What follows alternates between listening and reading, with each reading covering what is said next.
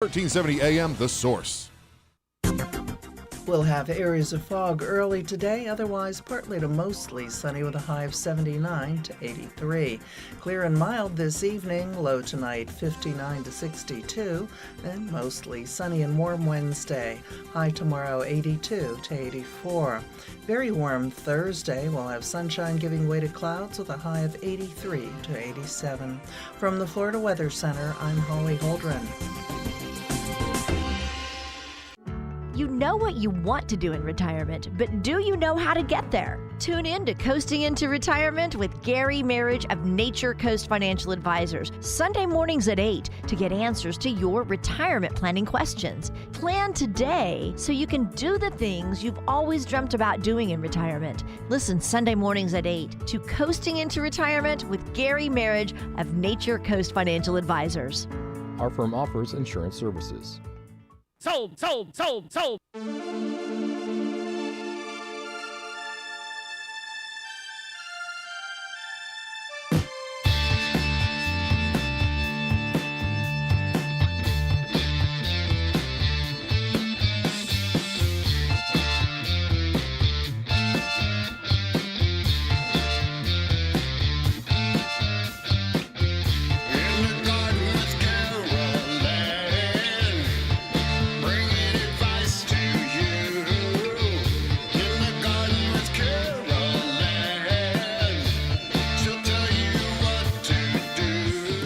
That's right. It's In the Garden with Master Gardener Carol Ann Baldwin. Every Tuesday, she joins us to take your calls to give you advice on how to deal with any kind of situation that deals with your grass, your plants, your bushes, your trees, anything along those lines.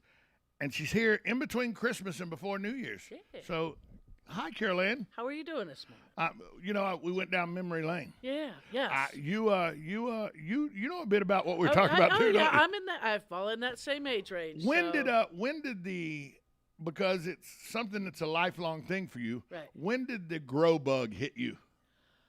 Hard to say. I mean, growing up, I grew up in Jersey. Right. Yeah, and The Garden State, by the way. The Garden State. Yeah, we didn't do much vegetable gardening, and it's funny because the subdivision I grew up in, or the township I grew up in, when they built it, they put a lot of fruit trees in each yard. It's like an apple tree and a pear tree. There was a cherry tree that was sort of on the corner of. Well, I mean, Cherry Hill was near you somewhere. Yes, we were near Cherry Hill.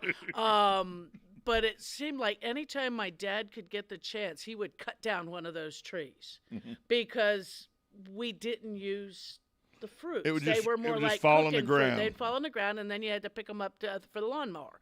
So it was one of those things.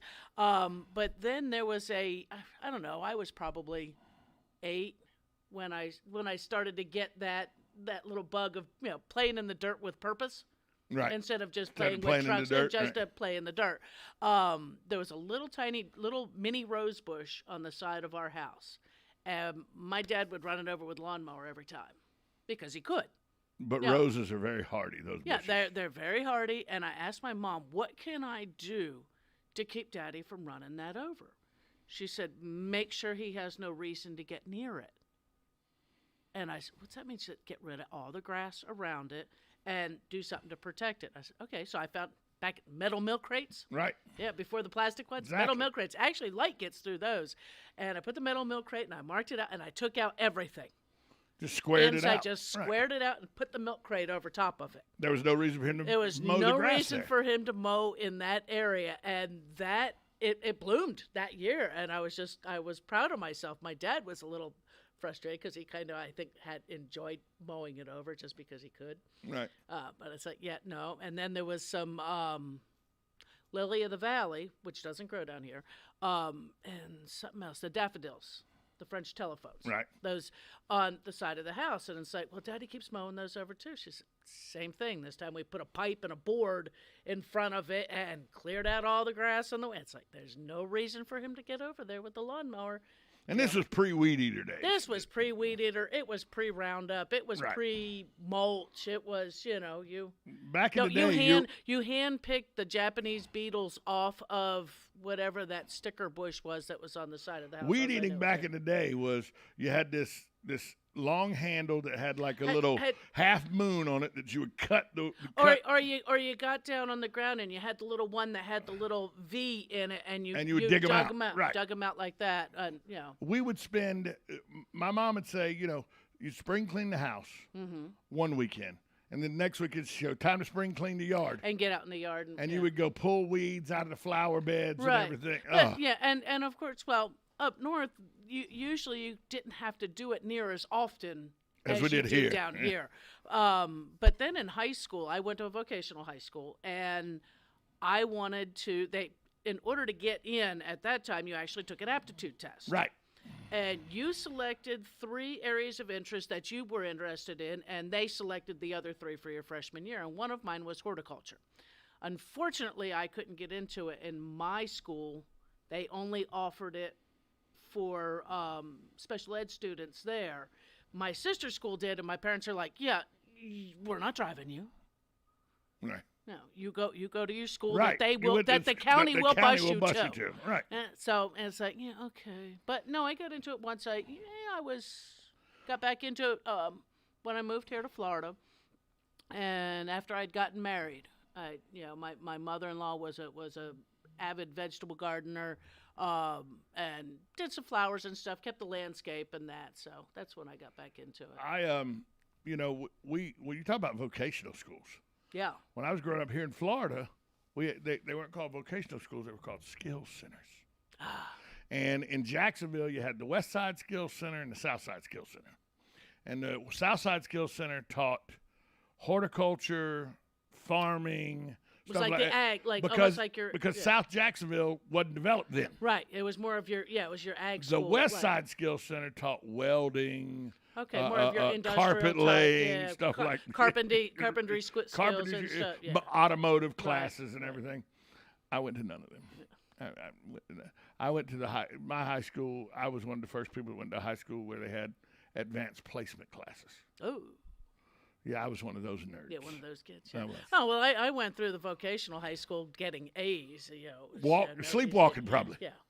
We knew that. Yeah, we knew that. But that was part of it. I wish I would have been able to take that opportunity. But once I learned about the Master Gardener program, and I got into that, and that actually helped me into where I'm at in my employment status and my, as well. That's funny because everybody says, when I say I was in advanced placement, people go, "Oh, he's touting his own thing." No, I'm a mechanical idiot.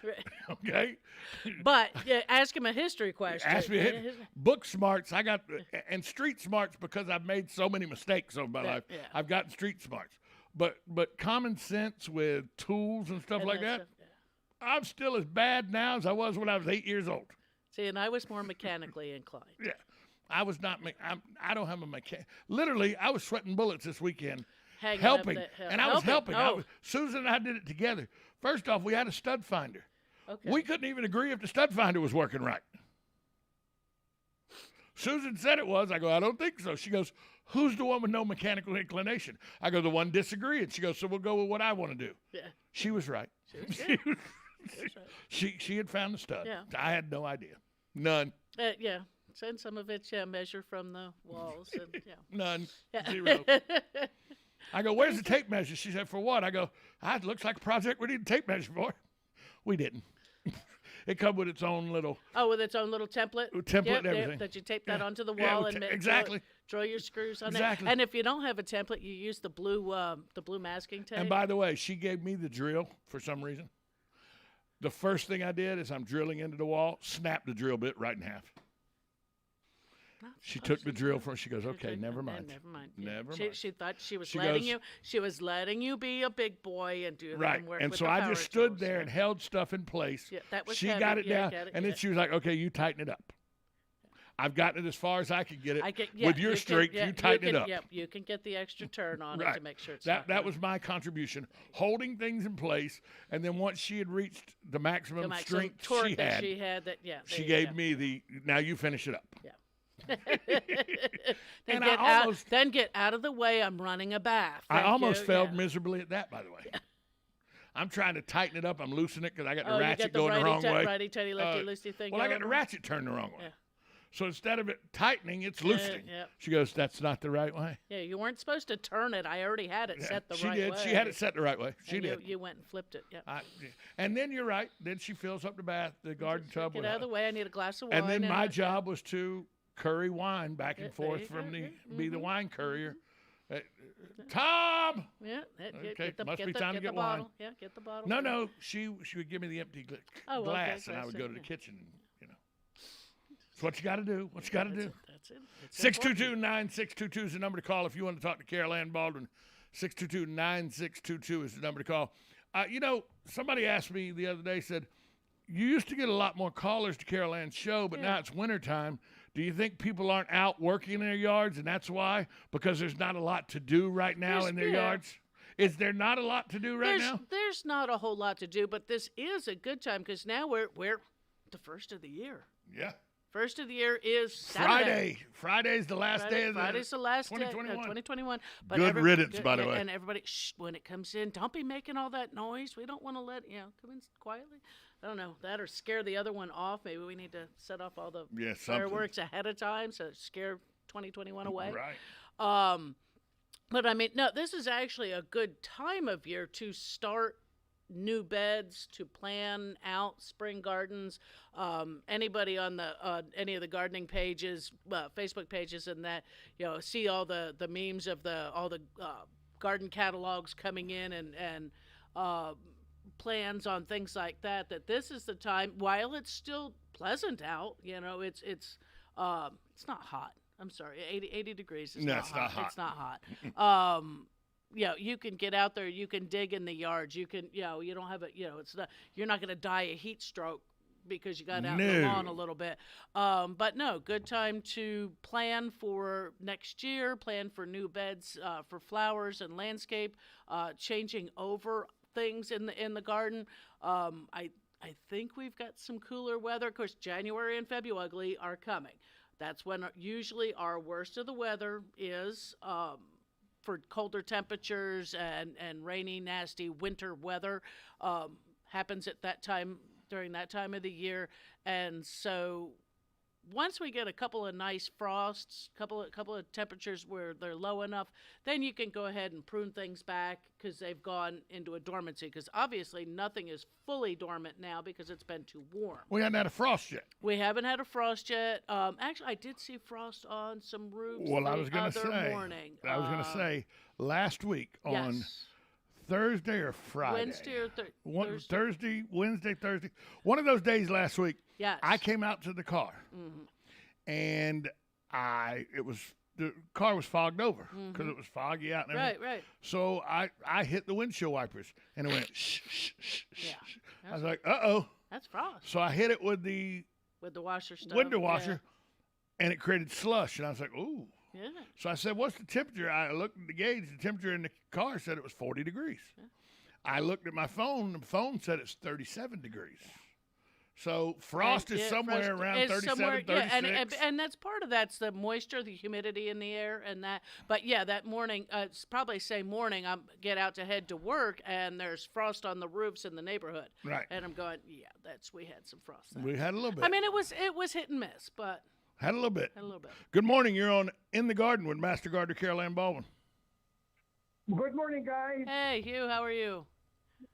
Oh, pretty good. Last Thursday, I covered up my Hawaiian tea as I was a little bit. I'm glad I did because when I got up that morning, we had a heavy frost on the roofs and scattered frost on the grass. Yeah. So I'm glad we had scattered frost on the grass, and not a heavy frost, but enough. So I'm glad I covered those plants up. Otherwise, I might have had a problem with them, and I don't want to lose them again. So right. So we did have official first frost in my neighborhood. Yeah, and like I said, it was hit and miss, cold pockets, exposed areas. If you had a lot of tree cover, obviously it wasn't getting all the way to the ground. But yeah, that probably was a good thing to go ahead and cover those and just realize that in probably the next few weeks we're apt to have some worse cold, and the Hawaiian Tues, they come back. They come back actually from some pretty serious freezes, especially if they've been in the ground for any length of time, because there's enough energy in that root system, and our soils don't freeze, so it keeps them from freezing. Right. I left all the stakes in the same spot, so I'm ready to throw my sheets over again when it comes, and it's going to come. Oh, so yeah. I'm all set for. Yeah, I'm all set for the frosty time of the year. And that's the easy way to do is just to leave those sticks in the ground. Just take the sheet off, fold it up, put it back in the garage, and wait. Exactly. I'm going to say real quick here on I walk the dog every day and I noticed I believe it's a maple tree, and the leaves are off the tree, so it's exposed, and it's just loaded up with mistletoe. And I mean, it's really the size of the mistletoe on each branch is like a large balloon, Yeah. And I know when I lived back in Silver Springs, I had a nice tree in my backyard that had the mistletoe on it. And I know in conversation with you, and this is going back about maybe 2 years, you suggested maybe having somebody or myself go up to the tree and actually cut it out of there, because that's about the only way you can get rid of it. So I hired a guy, and he come over. He spent a good hour and a half, and trimmed all that out of there. And I was very happy that I saved the tree. But unfortunately, the next year, lightning hit the tree and killed it. Oh, no. Mistletoe wasn't there to protect it. Right. Yeah, right. Maybe the mistletoe would have protected. I don't know. But that'll eventually will kill a tree, though, and it gets to that point where there's so many of them, right? It can. Yes, it can, because mistletoe is a true parasite. It actually does have roots into the tree. And you will see it. You'll see it on some of the oaks and stuff that have lost their leaves in the wintertime and that. And you'll look up and you'll see these balls of a bright green foliage. And it's like, that's mistletoe. And it can, if you have somebody come out to remove it out of a tree, they've got to come like at minimum, I think it's 18 inches below that ball in order to get those roots. In order to cut out all that root system. Yeah, that's quite a bit of pruning out. Yeah, I remember watching him when he had like a sharp knife and he was cutting into the bark a little bit and pulling them out, and so he was getting all that root stuff. Yeah, he's looking to make sure that he got far enough down there, or those little ants. So between you and Hugh, Caroline, y'all are killing Mama Kissing Santa Claus. It's a tough one, and it's funny, and I always wonder if that's why we don't see mistletoe in stores anymore. It's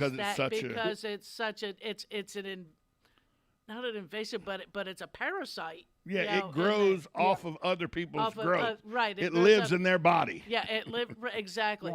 And there's several different kinds of mistletoe, and certain birds eat the berries and this and that, and that's. But yeah, it's a tough one. Thanks for the call, Hugh. How does that mistletoe get up in a tree like that? Birds. Excrement. By the birds. By the bird. Bird eats the berry. Berry passes through digestive system. Lands on tree bark. Grows. Grows. Yep. Starts like a Chia Pet, Hugh. Like a Chia Pet. Okay, well, you have a happy New Year, and I'm looking forward to another good year of gardening show. All righty. Thank you, Hugh. Somebody asked me last week to ask you about what I just said, Chia Pet. Okay, Chia Pet, yeah. Why is a Chia Pet so effective? Because it's a clay pot. It's a clay thing a clay that you're just putting mash on, you're putting so there's no dirt or soil there. But you how's it growing? It is growing. When you're putting that on there, it's growing with the moisture. You just have to keep that and that paste forms the root system.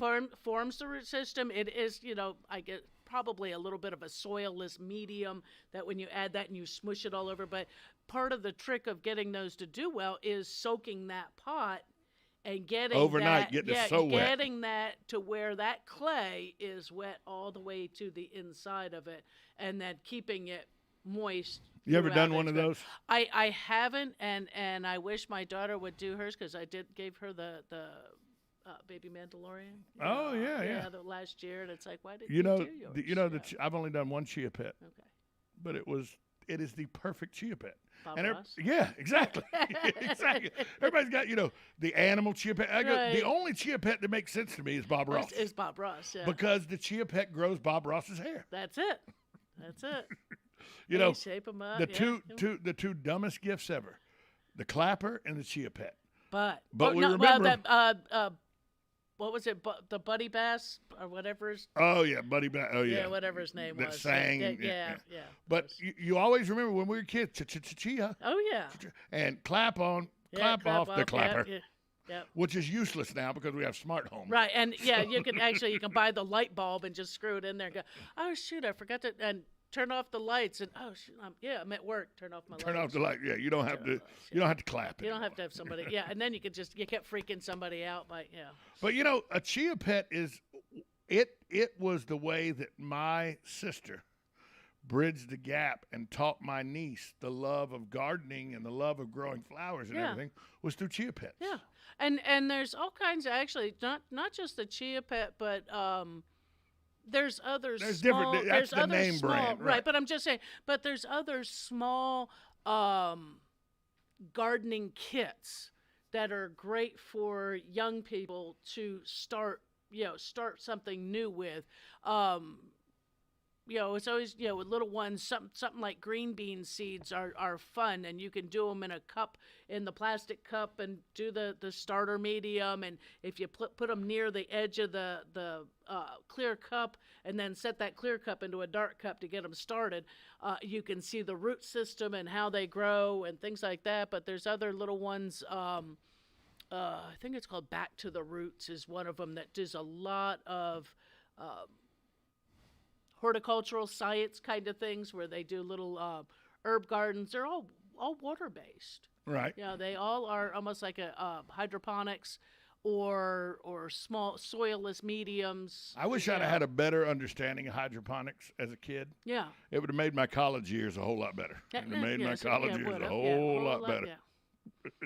But it's still on that note, you're still going online to make your generally your fertilization selections. Right. Only because in big box stores and places like that with home garden centers and that, there's just too many different things to do anything hydroponically, whether or not it's something medicinal or whether or not you're growing cucumbers. I didn't realize the first, and I'm not agreeing, I hated going because my mom with her rose bushes forcing me to go out there. So you just didn't. I didn't want to do it. Yeah. And then somebody told me the way to make your own when we were in college, because you want to your medicinal products you didn't want to buy. Right. And he goes, those seeds, you just take and put them in a moist paper towel. Right. And put 2 or 3, 4 of them. Put them under the sink in a dark, dry area. 2 weeks, you look at them. They'll have you've got sprouts. Sprouts will come out, and then you put those in the pots. That way and you know which shape. ones are. That's when you know which ones are growing. Yeah. I had no idea that a wet paper towel could do that, and that's the basics for hydroponics. Just a moist environment. It's a moist environment. Hydroponics does grow in soilless medium, with water being the carrying agent for nutrient solution. And there's all kinds of ways. There's some neat home kind of things that you can do with kids, or growing lettuce with the kiddie pool or the plastic tote and that. So just different cool ways. And it's something that if you get a child started early. Yeah. Because my mom got me started when I was 3 years old. Yeah. We didn't have Dick and Jane books. We had Matt the Rat. That was the thing. Okay. See, Matt the Rat. Matt the Rat hates the cat. Stuff like that. But we had those books. City. But exactly. So she had those books. But by the time I was 3, 4 years old, I'd read all those, and then I started with bigger books and everything. So I started my love of reading when I was very young. Right. If you start your love of gardening and everything when you're very young, by the time you're an adult, you could probably circumvent a lot of the money you spend on produce. You can. And it really, unlike the beginner, you have the knowledge to know where you've already made the mistakes when your parents were paying for it. Right, exactly. Yeah. Or they were no longer making mistakes, so they were teaching you the right way, or the little tricks of the trade. And home gardening, herbs. If you're into a real big foodie, herbs and and peppers to me are the stuff, easiest things to grow. And see now, because of my lack of sunshine, herbs don't do real well. Oh, they don't. Where you're at. Yeah. Hey, when we come back, I want to ask you along the guidelines we talked about children. I want to ask you a couple questions about children and gardening. We'll do that after the timeout. All right. You're listening to In the Garden with Master Gardener Carol Ann Baldwin. You're listening to it on 1370 AM, 96.3 FM. Coming up at 10 o'clock, Matt Gibbs with Auto Repair with Personal Care from Sunrise Auto. And then at 10:30, Kevin Sheely from the CEP. He'll be here to talk to us about the year that was 2021 and what we look forward to in 2022. We'll do all that right here on a Tuesday on Ocala Talks, 1370 AM, 96.3 FM, WOCA, The Source.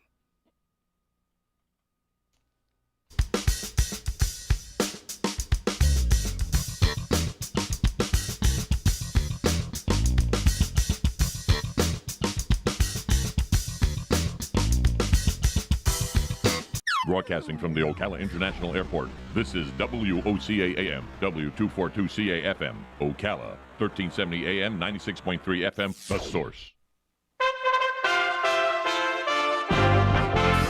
USA Radio News with Lance Pry. 4 shooting locations across the Denver, Colorado metro area last night left 5 souls dead, including the shooter and a police officer injured. According to Denver Police Chief Paul Pazin, the investigation is